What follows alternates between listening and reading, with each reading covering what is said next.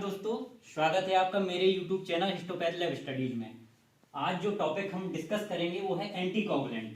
अभी Madhya Pradesh professional examination board में एक जो टेंटेटिव टाइम आया है व्यापम का ग्रुप 5 का लैब टेक्नीशियन का एग्जाम, उसके लिए बहुत ही इंपॉर्टेंट होने वाला है ये टॉपिक। तो एंटीकोगुलेंट पढ़ने से पहले हम जान लें, जैसे ही हम फ्लेवेटॉमी करते हैं या कलेक्शन करते हैं ब्लड का, तो क्या होता है कि कुछ टाइम पे अपना वो मैकेनिज्म क्लॉटिंग मैकेनिज्म करता है और ब्लड क्लॉट हो जाता है। तो उस ब्लड को क्लॉट होने से रोकने के लिए हम एंटीकोगुलेंट का यूज करते हैं। एंटीकोगुलेंट एक तरह का केमिकल है जो ब्लड को क्लॉटिंग मैकेनिज्म से होने से रोकता है ताकि ब्लड क्लॉट ना हो, और ये प्रॉपर प्रोपरेशन में मिक्स होना चाहिए। एंटीकोगुलेंट की मैंने एक शॉर्ट टिप बनाई है ताकि आपको एग्जाम देते समय भूले ना। ईडीटीए सबने सुना है, तो ईडीटीए के माध्यम से ही हमने एक ईडीटीए स्कूल, क्या याद रखोगे आप लोग? ईडीटीए स्कूल में आप OLL भूल जाओ और 3 शब्द याद रखो, SCH। अब मैं बताऊंगा तो आपको समझ में आता जाएगा। ई से ईडीटीए, डी से डबल ऑक्जेलेट, टी से ट्राइसोडियम सिट्रेट, ए से यहां ब्लड बैंकिंग के भी एंटीकोगुलेंट ले लिए हैं ताकि आपको एग्जाम में कोई भी नंबर मिस ना हो। ACD, एस से सोडियम फ्लोराइड और सी से CPDA जो कि ब्लड बैंकिंग में यूज होता है। अब एंटीकोगुलेंट 1 बाय 1 करके अपन पढ़ लेंगे। ईडीटीए का फुल फॉर्म जो होता है ethylene diamine tetraacetic acid disodium dipotassium salt होता है, क्योंकि डाइपोटेशियम से मोर सॉल्युबल ट्राइपोटेशियम साल्ट है। तो आजकल जो लेबोरेटरी में यूज करते हैं वो ट्राइपोटेशियम करते हैं, जैसे कि ये। और इसका जो टॉप होता है वायल का वो लेवेंडर कलर या पर्पल कलर होता है। तो ईडीटीए मोड ऑफ एक्शन कैसे काम करता है? ये कैल्शियम आयन को जो है चिलेट या किलेट करता है, तो जो ब्लड क्लॉटिंग का मैकेनिज्म होता है वो प्रॉपर नहीं हो पाता है। और इसका रेशियो जो 1 से 2 mg पर ml ब्लड को ये क्लॉट होने से रोकता है। अब इसका यूजेज या एडवांटेजेस क्या है? तो इस वेरियस टाइप्स के हेमेटोलॉजिकल स्टडी कर सकते हैं, जैसे कि CBC, HB, PCV, ESR, peripheral blood smear, platelet count, TLC, TLC।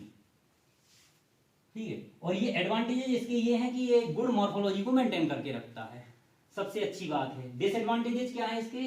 Can not be used coagulation study. EDTA में कोगुलेशन स्टडीज नहीं कर सकते हैं, और चूंकि अपन ने जब पढ़ा है कि कैल्शियम को ये किलेट कर लेता है, एक इंसॉल्युबल कॉम्प्लेक्स बनाता है, तो कैल्शियम की स्टडी भी नहीं कर सकते और आयरन एस्टिमेशन भी नहीं कर सकते हैं। सेम आपका डबल ऑक्जेलेट चूंकि सोडियम, पोटेशियम, लिथियम और अमोनियम 4 तरह के साल्ट से मिलकर बना रहता है। अमोनियम साल्ट क्या करता है? आरबीसी को स्वेल करता है, और पोटेशियम आयन जो है वो श्रिंक करेगा। तो इसलिए दोनों आयन मिले रहते हैं ताकि इसकी जो मॉर्फोलॉजी को बैलेंस करके रखे। अब ये इसका मोड ऑफ एक्शन क्या है? डबल ऑक्जेलेट कैसे काम करता है? तो ये कैल्शियम को प्रेसिपिटेट करता है, इससे इंसॉल्युबल प्रेसिपिटेशन बनता है। इसका भी रेशियो ईडीटीए के सिमिलर रहता है। इसके भी यूजेज और एडवांटेजेस सारे हेमेटोलॉजिकल टेस्ट कर सकते हैं, CBC, HB, PCV, ESR, PBS, और ये भी मॉर्फोलॉजी को अच्छे से मेंटेन करके रखता है। पर आजकल मार्केट से या यूं बोलो कि लेबोरेटरी से ज्यादातर यूज होने वाला ईडीटीए है, क्योंकि मोर सॉल्युबल है डबल ऑक्जेलेट से। डबल ऑक्जेलेट में क्या है? एक डिसएडवांटेज ये है कि ये मॉर्फोलॉजी अल्टरेशन या डबल ऑक्जेलेट चेंजेस बड़ी जल्दी होता है। जैसे प्रेसिपिटेट कैल्शियम ऑक्जेलेट बनाता है, तो उससे 2 से 3 आवर्स के बाद जो है मॉर्फोलॉजी आरबीसी की हो या WBC वो चेंजेस होने लग जाती है। तो ज्यादातर ईडीटीए ही लैब में यूज होता है। तीसरा आता है आपका टी से ट्राइसोडियम सिट्रेट। तो ट्राइसोडियम सिट्रेट पढ़ते समय हमेशा याद रखो, आप कभी एग्जाम में आ जाए कि निम्न में से लिक्विड एंटीकोगुलेंट कौन सा है, तो याद रखो हमेशा ट्राइसोडियम सिट्रेट। और ये लूजली बाइंड होता है कैल्शियम से। क्यों? क्योंकि जब हम कोगुलेशन स्टडीज करते हैं तो कैल्शियम ऐड करते हैं टेस्ट लगाते समय, तो वो क्लॉटिंग मैकेनिज्म को करता है और वो क्लॉट हो जाता है, इसलिए इसको लूजली बाइंड। बाकी किलेट करता है, कोई प्रेसिपिटेट करता है, पर ये लूजली बाइंड रहता है।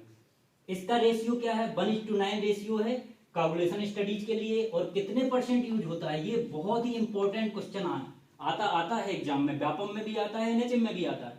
तो ये आपको याद रखना है कि 3.2 ग्राम पर DL फॉर कोगुलेशन स्टडीज। और अब ESR दूसरा यूजेज है। ESR के लिए कौन सी मेथड? Westergren method. तो इसका रेशियो होता है 1:4 रेशियो। और ये 1:4 रेशियो का मतलब हो गया आपका कि 400 माइक्रोलीटर आपको ब्लड लेना है और 100 माइक्रोलीटर क्या लेना है? लिक्विड एंटीकोगुलेंट, जो कि क्या है, ट्राइसोडियम सिट्रेट। तो इसका रेशियो होता है, इसका जो कंसंट्रेट होता है वो 3.8 ग्राम पर डीएल होता है। ये for ESR western get method के लिए। अब इसका एडवांटेज तो ये हो गया कि कोगुलेशन स्टडी कर सकते हैं, ईएसआर कर सकते हैं। डिसएडवांटेज ये हो गया कि can not be use haematological and the biochemical study, किसी भी टाइप की हेमेटोलॉजिकल स्टडी या बायोकेमिकल स्टडी नहीं कर सकते हैं। अब जो चौथा एंटीकोगुलेंट है आपका वो एसीडी है, एसिड सिट्रेट डेक्सट्रोज। ये ब्लड बैंकिंग के लिए यूज होता है। अब ये पूछते हैं कई बार एग्जाम में कि 350 ml अगर ब्लड बैग आप 350 ml ब्लीड करोगे किसी डोनर से तो कितना ml एंटीकोगुलेंट ब्लड बैग में होना चाहिए। तो 350 अगर करते हैं तो 49 ml, और अगर 450 ml डोनर से ब्लीड करते हैं तो 63 ml। ये याद रखना, ऐसे क्वेश्चन आते हैं। इसके एडवांटेजेस क्या है, ब्लड बैंकिंग में यूज होता है, और ये सिंपल सा है कि can not be use any haematological studies. फिर चौथा आता है जो लेबोरेटरी में होता है, बायोकेमिस्ट्री में होता है use, sodium fluoride. Sodium fluoride क्या करता है, ये ग्लाइकोलिटिक एंजाइम मैकेनिज्म को इनहिबिट करता है ताकि ग्लाइकोलिसिस ना हो सके। इसका रेशियो जो है 8 mg पर 2 to 3 ml। इसका मतलब यह है कि 8 mg में 2 से 3 ml ब्लड को वो क्लॉट होने से रोक सकता है। और जैसा कि आपको एडवांटेज बताया, यह यूज ग्लूकोज एस्टिमेशन के लिए होता है, और क्या करता है, ये ग्लाइकोलिसिस को प्रिवेंट करता है। ग्लाइकोलिसिस बहुत इंपॉर्टेंट है। कई बार क्या होता है, आप प्लेन वायल में ले लो और आप छोड़ दो 2 से 3 घंटे के लिए, तो कम से कम 30% जो ग्लूकोज होता है एक्चुअल आपका ब्लड में वो रिड्यूस हो जाता है। और एक्चुअल अगर किसी की शुगर 100 है तो वो 70 दिखाएगी। So it is a very important कि सोडियम फ्लोराइड वायल में ही आप ग्लूकोज का एस्टिमेशन करें। एंड डिसएडवांटेजेस क्या है, हेमेटोलॉजिकल स्टडी नहीं कर सकते हैं। फिर सीपीडीए आ गया। सीपीडीए आपका ब्लड बैंकिंग एंटीकोगुलेंट है, सी से सिट्रेट, फॉस्फेट, डेक्सट्रोज, एडेनिन। इसका भी रेशियो सेम एसीडी की तरह है, बस एसीडी का फर्क ये है कि इसमें एडेनिन नहीं मिला है, तो ये 14 डेज तक मॉर्फोलॉजी, पीएच और न्यूट्रिशन प्रोवाइड कर सकता है ब्लड को। पर एडेनिन लगने से इसकी लाइफ स्पेन थोड़ा बढ़ जाती है, 35 डेज हो जाती है। तो 49 ml इन 350 ml ब्लड में और 63 ml एंटीकोगुलेंट मिलाएंगे, टोटल 450 ml ब्लड में। ये भी ब्लड बैंकिंग के लिए यूज होता है, और ये हेमेटोलॉजिकल स्टडी में नहीं हो सकता। अब एक चीज और आपको अच्छी बता दें, सिट्रेट क्या है, एंटीकोगुलेंट है, सो ब्लड को क्लॉट होने से रोकेगा। फॉस्फेट क्या है, बफर पीएच को मेंटेन करके रखेगा पूरे होल ब्लड को। डेक्सट्रोज क्या है, ये न्यूट्रिशन प्रोवाइड कराएगा। डेक्सट्रोज एक टाइप की शुगर है ना, तो शुगर क्या है, आरबीसी को न्यूट्रिशन प्रोवाइड कराएगा, या आगे भी जो भी उसको शुगर की जरूरत है वो करेगा। और एडेनिन जो है वो लाइफ स्पेन, जो आरबीसी की लाइफ स्पेन है 35 डेज, वो मेंटेन करके रखेगा। एंड लास्ट जो है आपका एच, हेपेरिन। हेपेरिन चूंकि नेचुरल एंटीकोगुलेंट है, और ये इन विट्रो और इन विवो, मतलब अंदर भी यूज होता है और बाहर भी यूज होता है। क्योंकि अपनी बॉडी में ब्लड कभी क्लॉट होता नहीं, क्यों, क्योंकि हेपेरिन एंटीकोगुलेंट पाया जाता है। इसकी प्रोसीजर क्या है या मोड ऑफ एक्शन क्या है, इनहिबिट थ्रोम्बिन एक्शन। ये थ्रोम्बिन एक्शन को इनहिबिट करता है।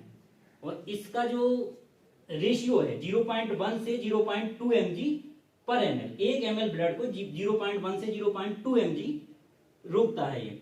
और इसका जो एडवांटेजेस है या यूजेज है, तो ब्लड गैसेस को और ऑस्मोटिक फ्रेजिलिटी को, इवन इलेक्ट्रोलाइट्स को भी हम अगर हेपेरिन में स्टडी करें तो बेटर है। अब हेपेरिन कोगुलेशन, ये आरबीसी क्या करता है, अगर इसकी पीबीएस बनाओगे आप या हेमेटोलॉजिकल स्टडी करोगे, तो इसका सबसे डिसएडवांटेज ये है कि आरबीसी में ब्लूस कलर के बैकग्राउंड छोड़ता है, तो इसलिए अपन ये हेमेटोलॉजिकल स्टडी में यूज नहीं कर सकते। सेकंड जो है, ये बहुत ज्यादा एक्सपेंसिव है। अब ब्लड कलेक्शन करते समय आपको पहचानना है कि कौन सी वायल कौन से कलर की होती है और कौन सा क्या है, कितना प्रोपरेशन में मिलाना है। तो फर्स्ट आपका जो है ईडीटीए है। ईडीटीए का जो टॉप होता है पर्पल या लेवेंडर कलर का होता है, और इसमें एक मार्किंग बनी रहती है। इससे पहले तो मैंने आपको समझा दिया कितना mg पर ml ब्लड के लिए क्लॉटिंग होने से रोकता है ब्लड, तो ये यूज होगा आपका ईडीटीए और डबल ऑक्सीजन। सेकंड आपका जो है वो है ब्लू कलर की, तो ये है ट्राइसोडियम सल्फेट। अब इसको अगर आप ध्यान से देखोगे तो इसमें परसेंटेज भी लिखा है 3.2%, और ये आपको लिक्विड दिख रहा है, तो हमेशा याद रखना कि ये लिक्विड एंटीकोगुलेंट होता है। थर्ड आपका जो है वो है सोडियम फ्लोराइड। सोडियम फ्लोराइड की वायल जो होती है वो ग्रे कलर की होती है, और इसमें भी ये एक मार्किंग बनी हुई है कहां तक आपको ब्लड लेना है। तो जब भी आप फ्लेवेटोमी करें, चाहे वो बार्ड में करें, किसी लेबोरेटरी में करें, तो प्रॉपर जो भी रिक्वायर्ड टेस्ट है उसके अकॉर्डिंग आप उसमें सैंपल लें और प्रॉपर प्रोपरेशन में करें।